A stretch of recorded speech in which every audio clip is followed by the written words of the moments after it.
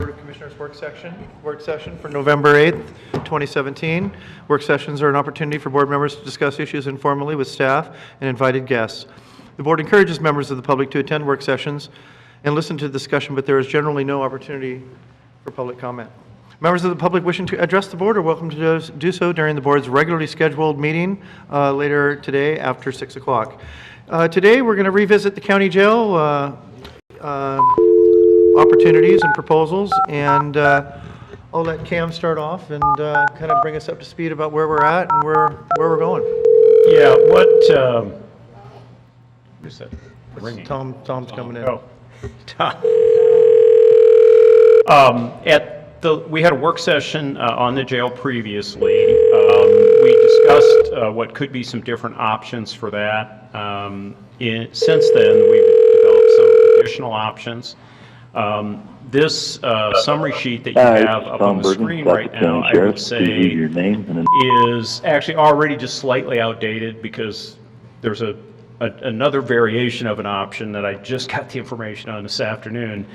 But generally what we're looking at is, if you look on the far left, this would be taking the existing OYA Youth Correctional Facility, remodeling that for use as a county jail.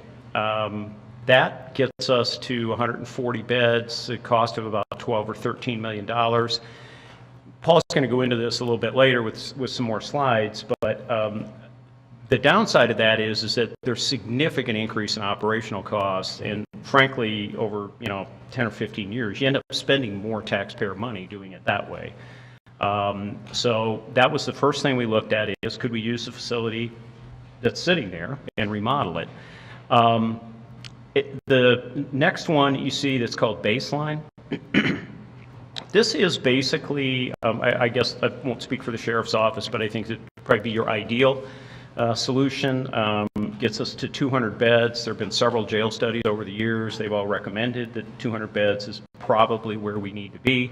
But this one comes with a big price tag, $28 million. But it's new construction. It's more efficient. So the operational costs actually are not as bad as that first option, even though that one's $12 million. Is that in the same location, or are these all talking about being on the same? We're going to get into some, you'll see some diagrams here in a minute. I just want to give you kind of a quick overview of where we're at. The other ones you can kind of look at, they're variations basically of those two options. They range from, 120 beds to 160 beds. From 27 million to 18 million to 27 million.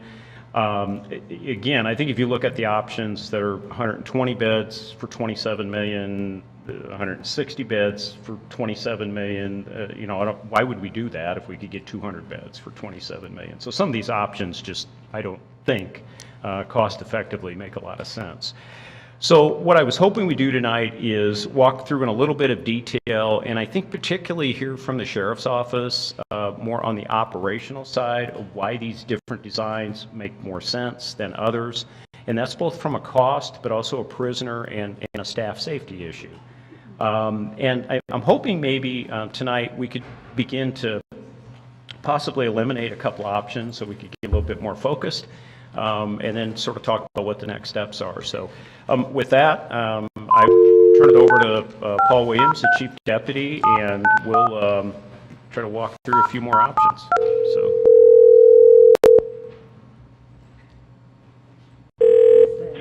Hello, this is Tom. Tom. Oh, trying to get Tom Bergen. Hello. Hey. Hi, Tom. Oh, hey, Chair. How you doing? I'm doing good, doing good. Welcome aboard. We've got everybody here. Cam just gave us a brief overview, and Paul's going to get ready to kind of talk a little more, and so I'm glad you're here. Thank you very much for having us over the phone. Great. Well, I'll go through this real quickly, the first part, and then I'm going to turn this over, obviously, to my budget guy who, because last time we ran out of time. Do we have all the commissioners there? Yeah. Yep. Great, thank you. And thanks also to Cam for organizing all of this. So, do you have the slides up? Yes. Yep. All right. Well, obviously the first slide is, jail options, and but we'll go right to slide 2.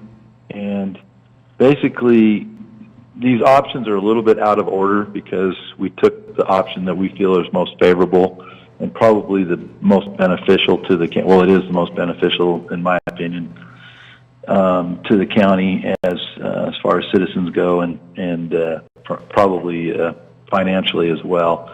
So we put those a little bit out of order. So you'll see where we're going here, and I'll go kind of fast through this because last time we ran out of time and commissioners weren't able to ask any questions. But option 1 basically is going to cost just roughly under $28 million for construction costs, and then the operations cost is quite expensive, as you can see.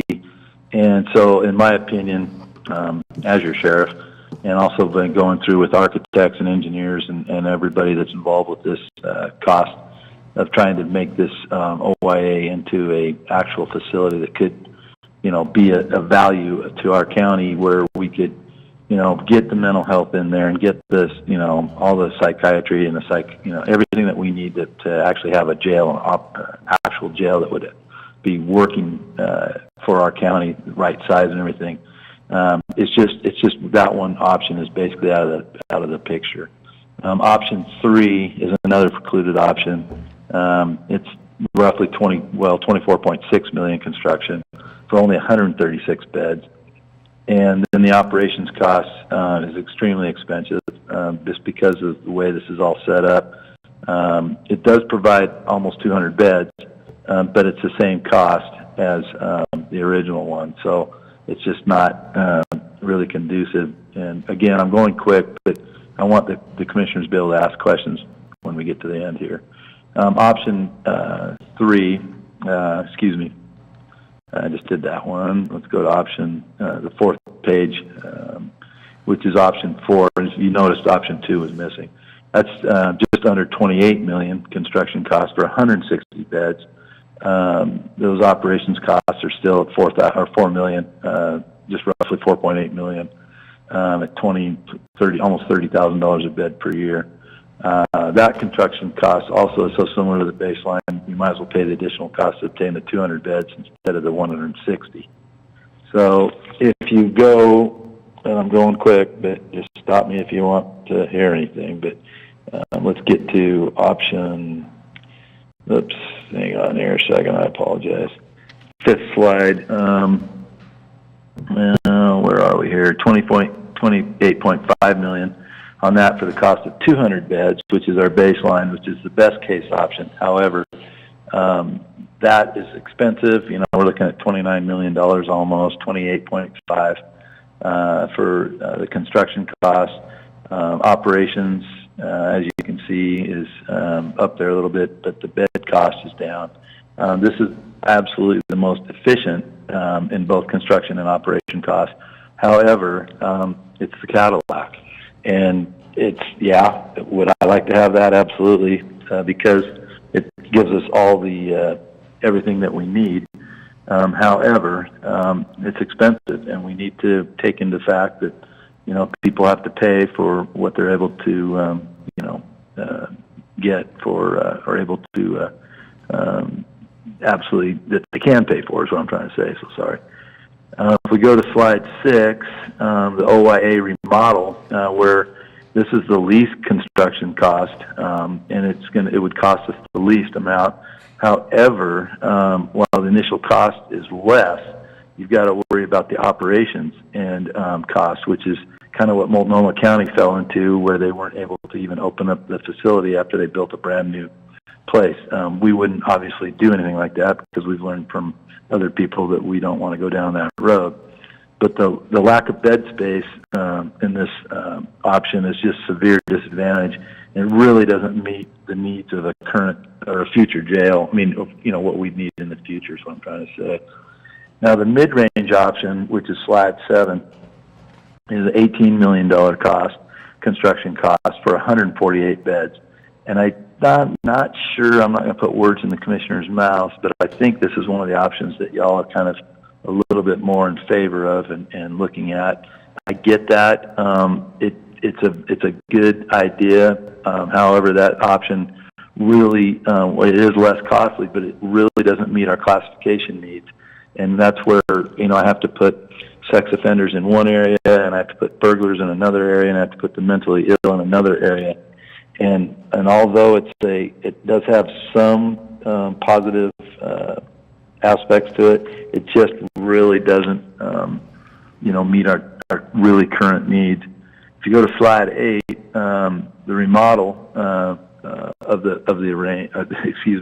remodel one of this, where we try to look at how can we change this facility and still have the construction cost that's down low, or not low, but it's $20 million, and that's not low in anybody's backyard, I don't think. But anyway, so the construction costs for that's 168 beds, which would do us, but then we have problems by putting females into pods. Into like I'm sorry, I'm kind of running muck here, but you're putting them in a dormitory situation, and we just don't have the secure beds when you do dorm-style situations.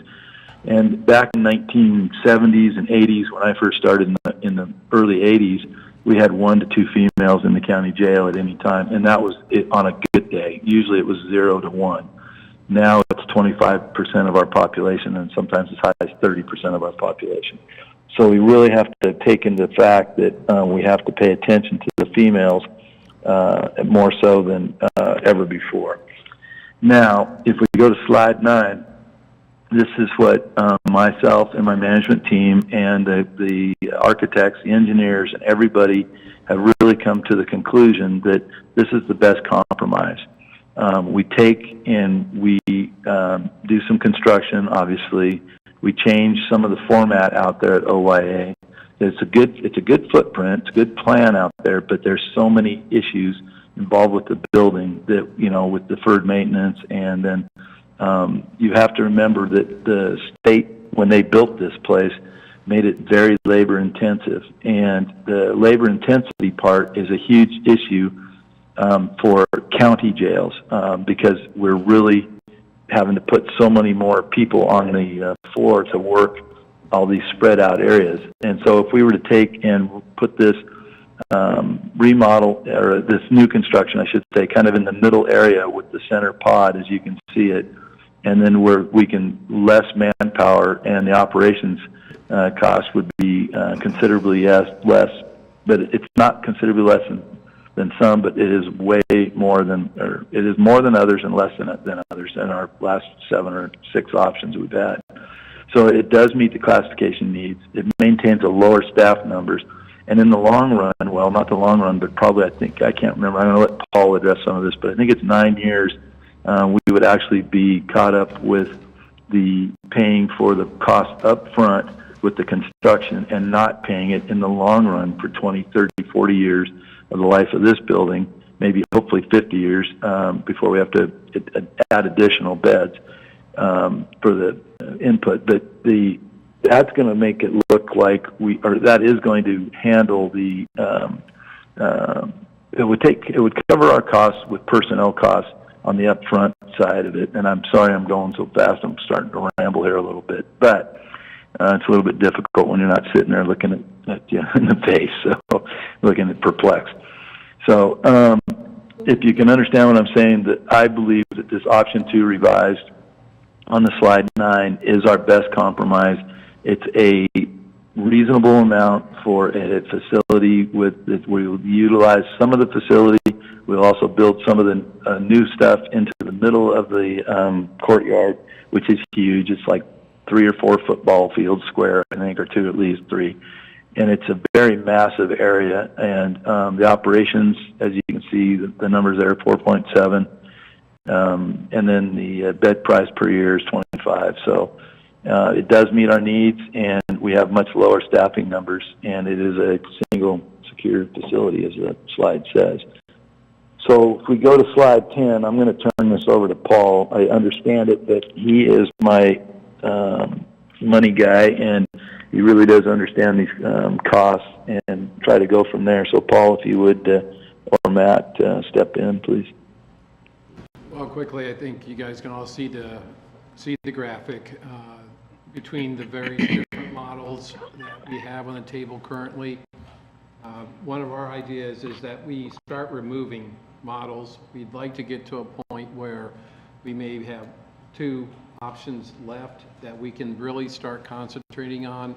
I think those first 3 models that were discussed, option 1, 3, and 4, I'd like to be able to get those wiped off the table tonight, if at all possible, because of the issues that they come with. This just I gives can't hear you. Go ahead. This just this just gives you a graphic as to demonstrating the differences in costs. Sorry, I'm leaning over, looking like I need to go to the bathroom. That's why I'm giggling. Next slide gets into the cost per bed for operations. And as you can see, there's 2 that are reasonable, and then there's 1 that is absolutely unreasonable, that being the remodel, because that takes the most number of deputies. And then we have the one, the best compromise is at a reasonable level also. Since we developed this slide, go to the next. Excuse me, on that last slide, Yes, ma'am. the best case is actually cheaper than the best compromise.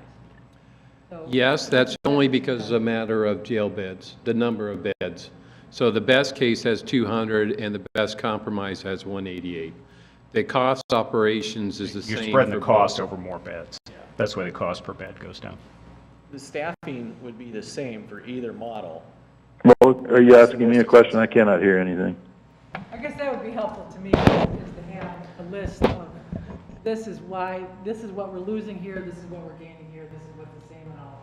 You know, like- Yeah, and we can put that together. I think as Paul suggested now, there's like, I don't know, 5, 6, 7 options. I think some of them, in my opinion, frankly, are not viable. So, if we can narrow that down, we can start getting a lot more information on those remaining, 2 or maybe 3 options.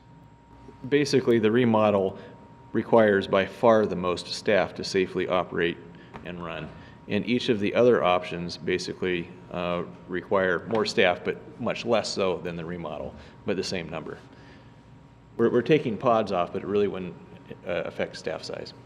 Was option 1 the remodel, or what was option 1? That was the, It's hard that we don't have it in front of us, we don't have the, I think we've got some slides coming up that we'll show. I mean, on paper copy. Yeah. It looked to me like the operation cost per year is actually more than what you have up there in option 1. I'm sorry, I cannot hear anything if y'all can hear me. Yeah, I was kind of looking at option 1, and it looked to me like the yearly cost for operation was more than what's up there, but maybe I wrote it down incorrectly. So all your options that were new builds, so even option 1, 3, and option 4, all those operating costs are the same. The Hello? difference is the bed counts affect the years. Sorry. Options 1, 3, and 4, the operating cost is the same because they're the new build, which requires less staff to run it. Those we would like to take off the map because the number of beds are so low that it drives up the per bed operating costs, and that's what that slide demonstrated was the per bed operating cost is higher in those 3 options, those precluded options. So the staff, the number of staff is the same. Number of but staff with- is the with same. Different size, different numbers of bed, it changes the operating costs. The more beds, it's less expensive to run? Yes, it's an economy of scale is what it boils down to. Too, as you, like they were telling us before, this is a more efficient way of running things, so these guys in the middle, put that down, instead of having them be all in separate places, which requires more things. Right, the remodel would be almost like running 4 small jails at one facility. yeah, I think the best compromise looks really good. In studying this over the last couple months, one of the most important pieces is the staff and operational costs. It's really important. And like you said, 1, 3, and 4 Correct. have the similar.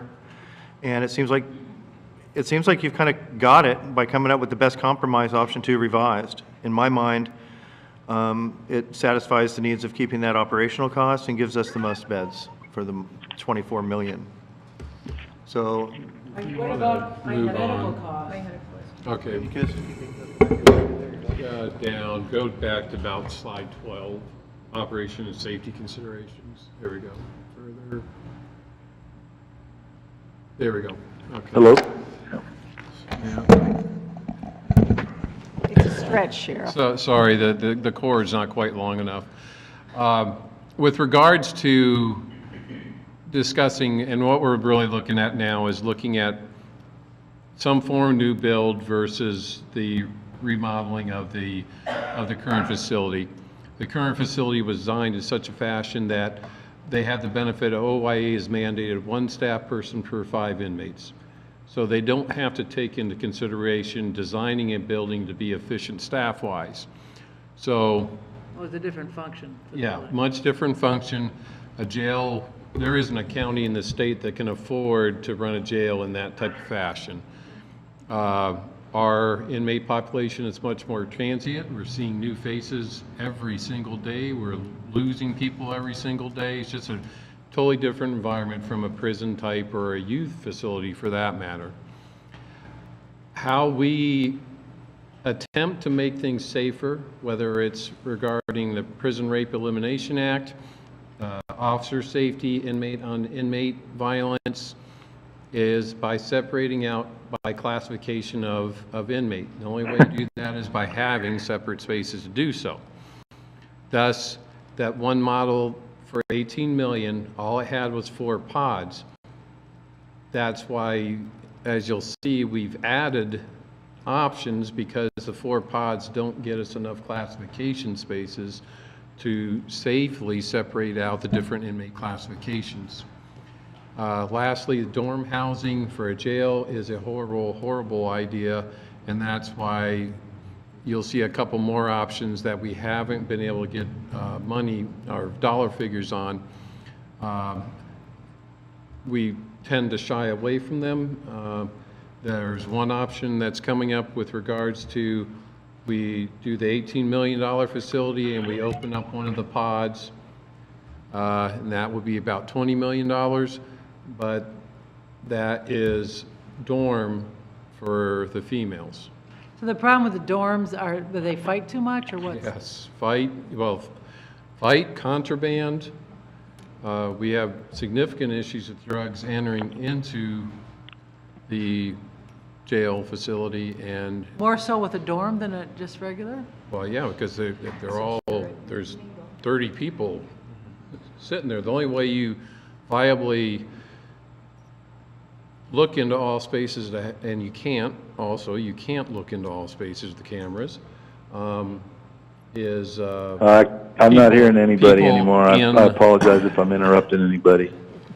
people in the facility itself, in that pod, and that's why that version is more expensive operationally, is because we have to have 5 additional deputies to physically be in that pod 24/7. And I'd like to have Matt talk about some of the further issues with regards to operational issues that we've run into. Sure.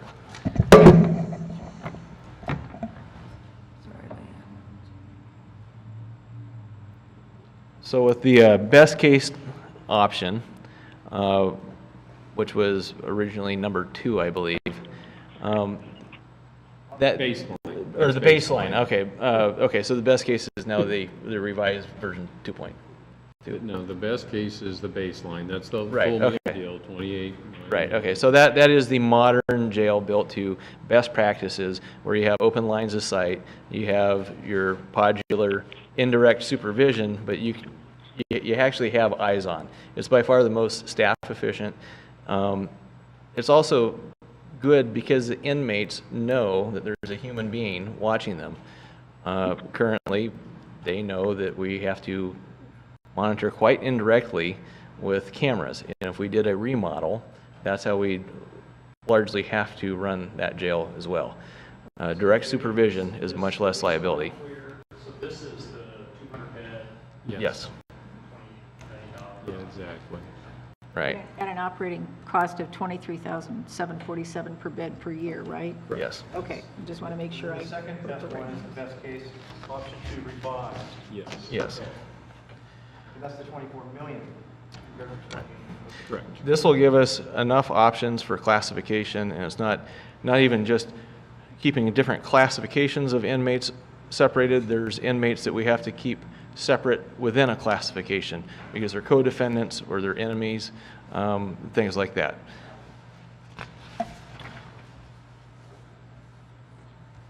So the remodel, I already kind of touched on some of the inefficiencies there. Oh, my slide just went away.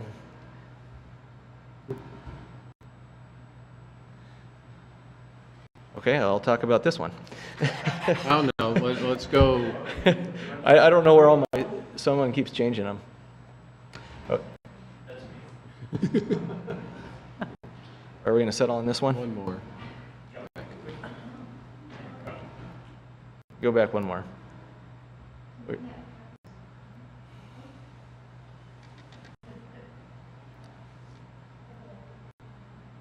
I feel like it's Groundhog Day. Ah, there we go.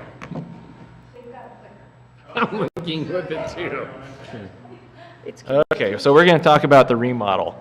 As the chief had mentioned, it's going to be a really high staff to inmate ratio, and as we know that the costs of staff are going to outrun the cost of a more expensive facility in a fairly short amount of time. Again, a lot of dormitory beds. The way we are remodeling this is going to create a lot of angles, indirect lines of sight. It's going to be dangerous for both the inmates and for staff. To save costs, we're looking at having one deputy cover the entire male housing. And I think that was 70 inmates. And so that, I don't know how many of you are comfortable supervising 70 inmates in a building by yourself, but that would be the option that we are looking at to make it even remotely affordable. With the remodel, again, we're going to have real issues with keeping the different classifications of inmates apart, especially with the females. There's some slides here that I'd like to show you. We have one common day room for basically 3 different cell blocks in these units. And so that day room would have to be shared, which would limit the amount of time each one of those cell blocks would have access to it. So that's another issue. And the single-man lockdown cells that we'd use for our disciplinary inmates are directly off the day room, and that's not good because then those inmates can communicate through the door and create additional problems. There's going to be a lot of crowding pressure on the inmates on the remodel because we're adding a significant number of people to a space that was not designed to hold that many. And overcrowding in any situation creates tension and anxiety, and this is among a population that usually is prone to having problems with that and not managing themselves well. It's not good for them or for the staff. It definitely is going to be much more labor intensive on the staff to deliver meals, to provide care, or even respond to incidents and crises. And then obviously there was the significant number of staff that would need to be added. This next one is talking about the setup with regards to, where to go? Okay, so this is option 2 with the dormitory type female makeup. So that is one that in theory would be less expensive to build out, but it will require 5 additional deputies, and we have a whole lot of dorm rooms versus secure. That estimate is at $20 million. Now, I'm sorry, that's sort of like apples and oranges, right? Dorm as opposed to secure. right. So what a dorm is you have one room with several bunk beds. Yeah, but, so they're not really comparable. What we're trying to do is to compare and contrast all these, and it gets a little complicated. Well, and here's this, after we got the $24 million figure back, then it was, okay, is there another potential option? So this option as an alternate is taking the $18 million, on the right, the build out, and then remodeling one of the pods to be more secure. So we aren't concentrating on dorm type beds. We have 10 dorm beds. We have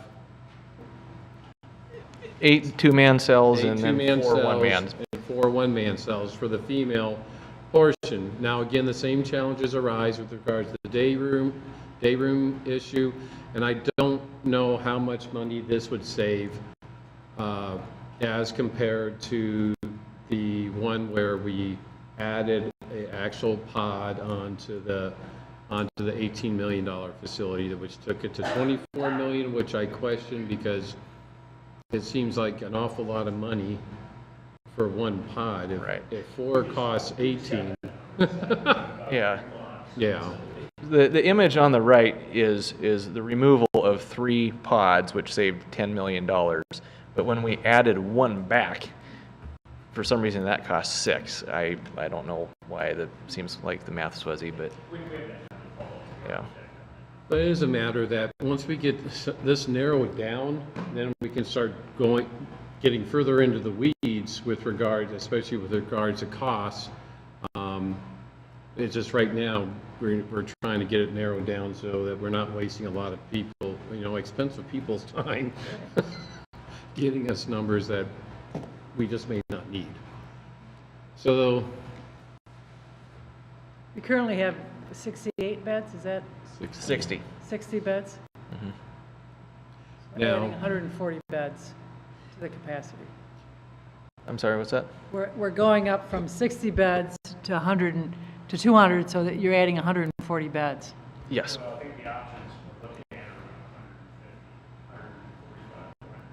But you're more than doubling what you have now. Yes. And just to help me be clear, what we're looking for is something that's a safe and effective space for both staff and inmates. That's right, that's the goal. Correct. Absolutely. And how do we look at what's the best value to achieve that goal? Absolutely. I think that the remodel would be a short-term fix that is really short-sighted as far as the safety of the staff and of the inmates. It wouldn't be the most responsible use.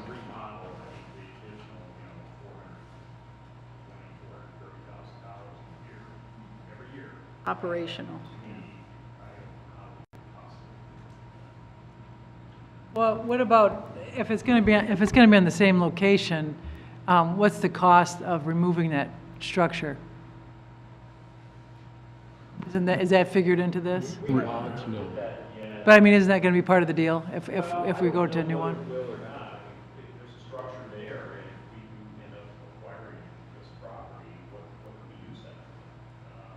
And so, we get jail, but there are structures there that might be able to take some pressure off other county facilities, county facilities, maybe replace things. So there's enough room out there to use the existing building and build another jail? Yes, and that's what's in the middle of that courtyard there, the blue square with pie slices in it. All of that on the left that isn't in color, that's all existing structure. It's not in color. Right. To use it with this particular. Well, we got it for like $1 or something.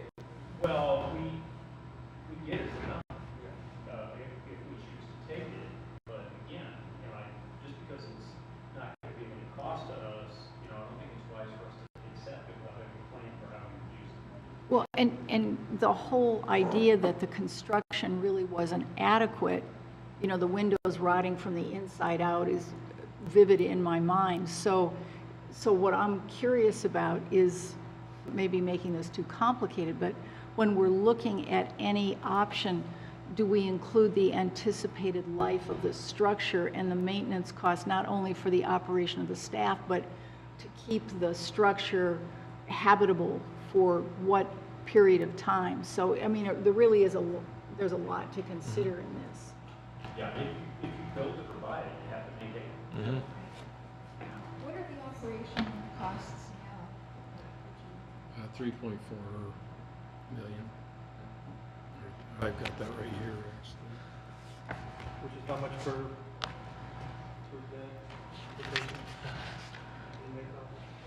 It's about 120,000, I mean, $120 a day, I'm sorry. I think our budget's like 3.5 for corrections, our medical's another 500,000, Monica, and then we also have the work crew, and that's another 300 and some thousand, so. So we rolled in 3.4 million currently for work crew and our corrections division budget. So like this here would take it, just on the personnel side, would take it from the 3.4 million and take it to 4 million. So a $600,000 increase. Whereas the other one, the remodel, would take it from a 3.4 to 4.9 million every year. And if we just do the pods, the option of we build out part and we do one pod, that goes to 4.3 million.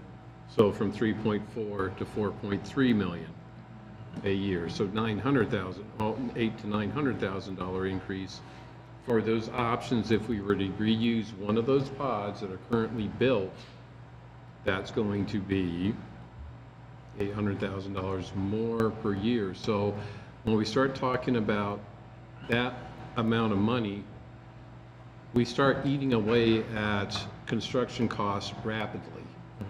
Even at 24 million, you're talking about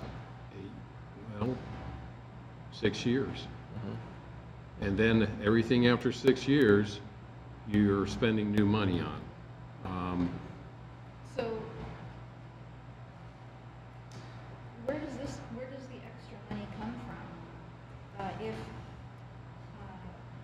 option 2 was built and it's an increase of, you said about 600,000 per year Right. over what it is now, where does that money come from? Well, if you're just talking on the operational side, that's probably a general fund.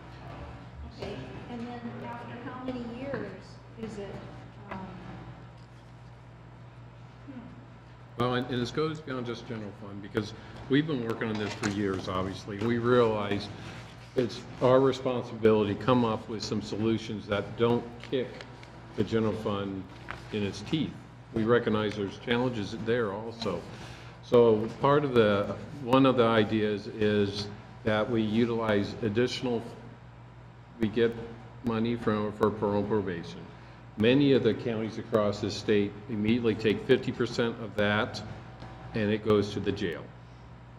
We wouldn't necessarily have to go that much, but we would be looking at least half of what the additional operating costs are of coming out of that pot, so to reduce the exposure to the general fund. The other changes that we do, we have 2 work crew deputies now. That would get taken back down to 1. So there's $100,000 right there for that work crew deputy. So does that mean the work crew gets cut in half? Yes. and what about services? Services such Well, if as, you cut work crew, then are services cut, or? no, to be honest, right now, we're not getting people sentenced to it. Things change within the criminal justice system. There was a point in time where we easily stood up 2 people going out 7 days a week. We've had it back in operation for 6 months now, and we can't stand up to. But we've had, in years prior, we didn't have electronic monitoring. We didn't, we just started the pretrial release program, we didn't have that. So, and I think we're having a more difficult time finding viable candidates for the work crew. Because the people that would, in the past, have been assigned to work, to the group work, or whatever, work crew, are now possibly having monitors and early release, is what you're saying? So who Part of you're, it, yes. who you're getting is a different crowd? Yeah, so what we're trying to do, like with this sort of process, is you get the right person in the right seat on the bus, in the bus. All right. And that's the challenge is, as we currently operate, that's almost impossible. And people recognize and realize, well, a good example, we spend a lot of money every year on drug treatment. We get people beds in-house drug treatment. We just sent a guy over to Ontario. He walked in, did it 2 hours, said, yep, not for me, and walked out, knowing that he doesn't have to worry about getting a seat in that house because it's not going to happen. So, So it seems like the sheriff's recommendation provides option 2. That's his recommendation, and that's staff's recommendation, and that seems to me very sensible from the number of points of view. Because what I've brought up every time, like we did earlier in this conversation, is that operational costs. And that seems like the sheriff's recommendation makes sense to me. Are they, when you talk about operational costs, are you including medical costs? in these figures, yes, it's medical, food. I went through and actually went line by line on the budget this last time to, okay, not only that, I've got to buy more equipment for the deputies. It's going to cost more in bedding, you know. So I went line by line in the budget to come up with the various costs, material and services for the various options. And that's what the figures we share today. And we'd be I'm assuming we can send this out Yeah. to all the commissioners. We can, if we narrow down options. Makes it easier. We can send out a list of options that are still viable. You know, it sounds like we're certainly focused on an option, or maybe a couple variations of an option. And we can certainly do that. So for you, dorm rooms are non-starter. The remodel's a non-starter.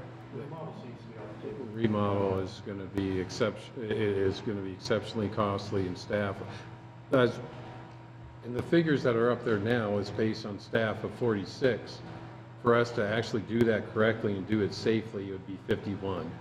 So that takes all those numbers and jacks them up that much higher, because the idea of having one deputy in male housing for 70 inmates that are broken in half is, while it saves money, it's exceptionally risky for both the inmates and our staff.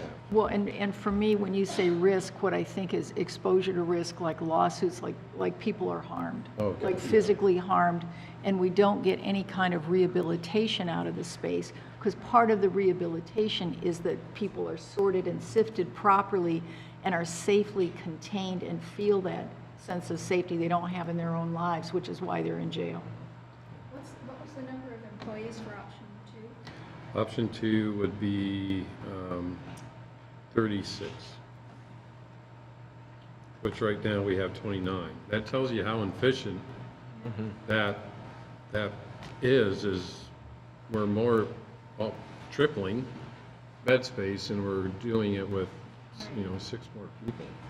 So tonight you would ideally like to narrow this down to 2 options? What would be the 2 options that you would like? Yeah, what I'd suggest is maybe we take the remodel off the table, just because that would already cost us. It's a non-starter. I think we could take the $28 million construction, 200 bed off the table as well. And then I would also take, there's like 2 or 3 other options at about $28 million that don't get us anywhere near 200 beds. What other ones besides his recommendation do you want to keep? I'd still like to explore the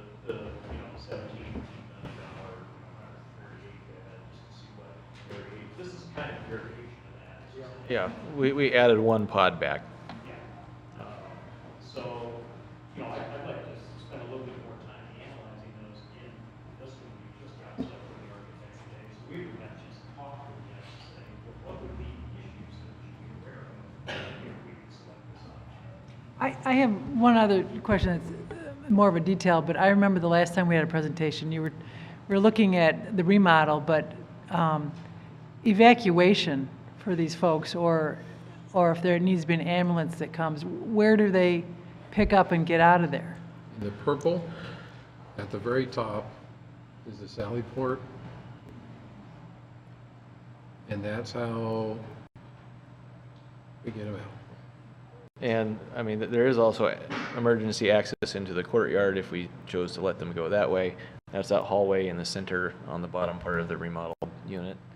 And then we also have the hallways in between the remodeled building and the existing structure. But are they going to have to build a road through there? No. Do we have any numbers for what this will cost to the taxpayer per option? That's the missing piece. We're not that far along yet. Once we get focused on a couple options, you know, we'll certainly add that, but we didn't know what we were talking here. We thought, well, maybe we talked 28 million or somewhere. Well, it seems to be like the 18 million, that lower one, you know, that's that, and then the 24 million, which is the sheriff's recommendation, is the best compromise. And so I think it's fairly clear to narrow it down to those two. I can't see we can get up to that best, you know, the best world, which is the 28 million. And that's a 4.7 million operating cost, four. And that yearly 4 million operating cost is key. It's only 600,000 on best case. What's the operating on the 18 million? It's the Same. It's the same. It's about the same, but it's less beds. Exactly. Now, right now, the example you said, if you have to send somebody to treatment and then they walk away, when we get increased beds, what does that mean? Are you still going to be sending people to treatment? Oh, yeah.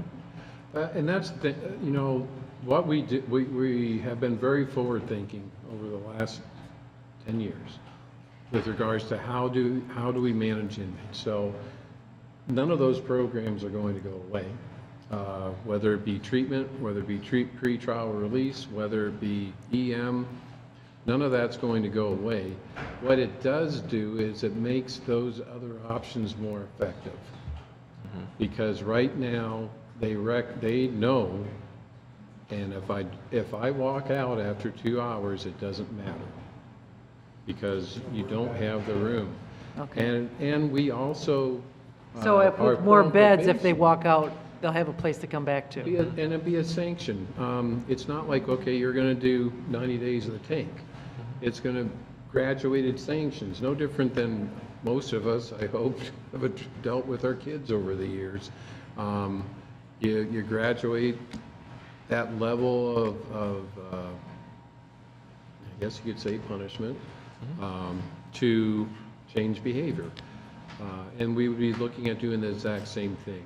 Our parole and probation division has been trying for years to do just that. But again, if we can't get the person in the right seat, it falls apart. Yamhill County is a perfect example. It uses graduated sanctions, and they have a much better result at the end of the day. We're just not in a position currently where we can reliably do that. So am I understanding that with option 2, that there would be treatment? Yes. And currently, we don't have any way of doing that, right? We barely have the space to do that. So, Yeah. right, but that's something, that's a missing piece with the respite center, that's a missing piece with CBH, that's a missing piece. So that's, But would that mean that, not necessarily in the jail, but what you're talking about is the space that we're not using that's potentially drug treatment? Is that Oh, what you're that's saying? Absolutely. Yeah. That's part of it? Yes. Okay.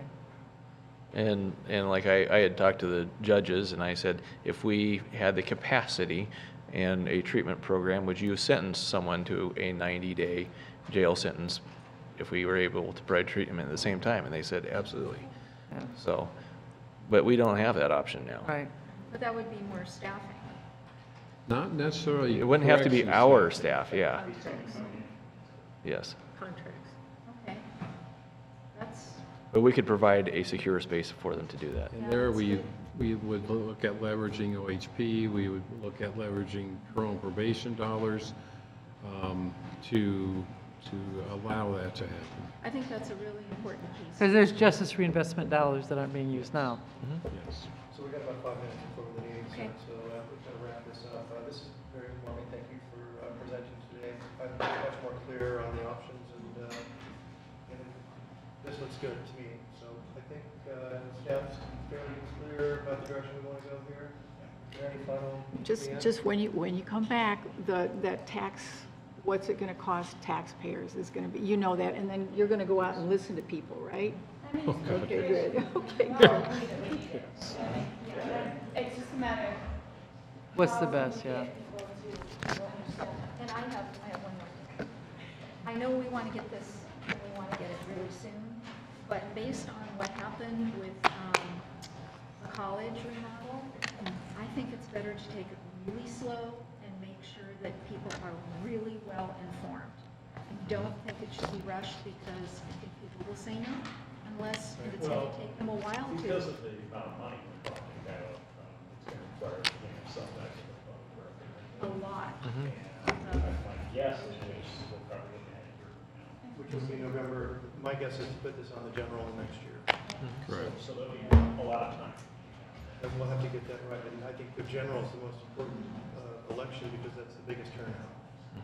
Right, but It's going to be I it's don't going to be a think tough that sell will any way you look at it. But the more people are educated about why, okay, the treatment portion, the operational cost, all of that will make a big difference. And if people don't understand that, and most people aren't going to spend as much time as we've spent on understanding this.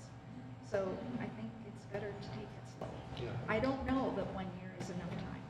I don't know how the word's going to go out, how the education's going to take place. I don't know, but And the listening to people, because you're really good at hearing us, and I think in the community, people want to be heard too. But I also think one other element, we have to keep in mind is that, we have a short session coming up, and, there's an opportunity potentially here for, Senator Johnson to maybe get some funds for this.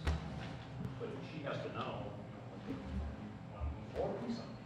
But we also don't want to ask her to go up the hill if we're not ready for her to do that. So I'm saying she needs to know whether there's something here we want to move forward. And the other challenge that you have is, as time goes along, if you'll notice, the cost goes up 15% per year. well, then there has to be a plan to educate the public. And we've got the skeleton of that with regards to a PAC. We know we need to have a PAC. We know we need to be citizen-driven. We have about a dozen citizens already that have already raised their hands and said, we'd love to champion this. And the support of this board. And the support of the board. And really, the support of the board is the first nugget we need to have. Then we run with our citizens, and really, it's them that needs to drive that ship. Well, they're going to be Everybody- paying for it, so they yeah, have to well, drive and it. Everybody, Fueling it. me talking about it, I'm the duh guy in the room. Well, no kidding, you think you want a jail.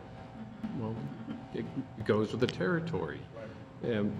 Versus, yeah. Yeah, I don't think there's any question, but I don't think there was any question before, maybe, Yeah. the last election, and it failed. So, I think we've think learned lessons- some lessons good. from that. Good. And the quicker we get it wrapped up to the point where we can form the pack and get going, the better. Because that was, the last time it was about 3 months when they started ringing the bell before the election, and that was not sufficient in any way, shape, or For form. November of next year, so, but I agree with Commissioner Everett, we need to make sure our message is perfect. Thanks everybody. Thank you.